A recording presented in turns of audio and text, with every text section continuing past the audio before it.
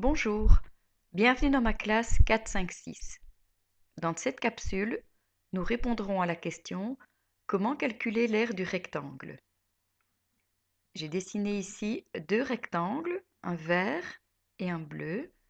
Pour calculer l'aire de ces rectangles, je vais devoir recouvrir ici la surface verte, ici la surface bleue. Prenons le premier rectangle, le rectangle vert. Je vais recouvrir sa surface de centimètres carrés, qui est une des mesures d'aire. Un centimètre carré est bien un carré d'un centimètre de côté.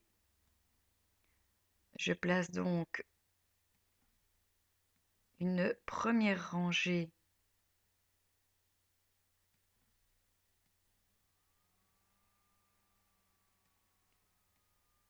de 7 centimètres carrés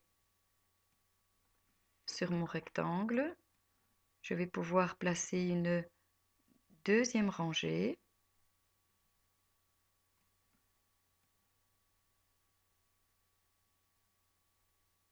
Une troisième et une quatrième rangée de 7 centimètres carrés. J'aurai donc bien 4 rangées de 7 centimètres carrés. Dans mon deuxième rectangle, pour recouvrir la surface bleue, je dépose sur la largeur 2 centimètres carrés.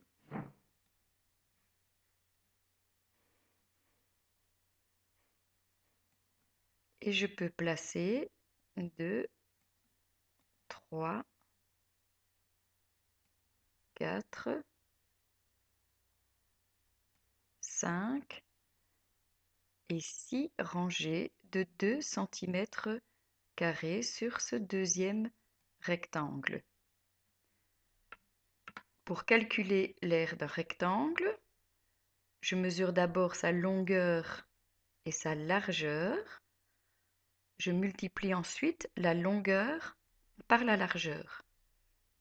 Je retiens la formule d'aire du rectangle, longueur fois largeur fois unité de mesure. Pour calculer l'aire du rectangle vert, 7 fois 4 fois 1 cm² égale 28 cm². Pour calculer l'aire du rectangle bleu, 6 fois 2 fois 1 cm² égale 12 cm². À toi maintenant. Calcule l'aire de cette maison.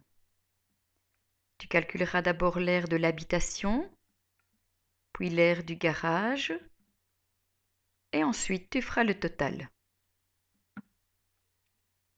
Si tu veux voir plus de capsules, tu peux te rendre sur notre blog maclasse456turpange.eu/classe inversée.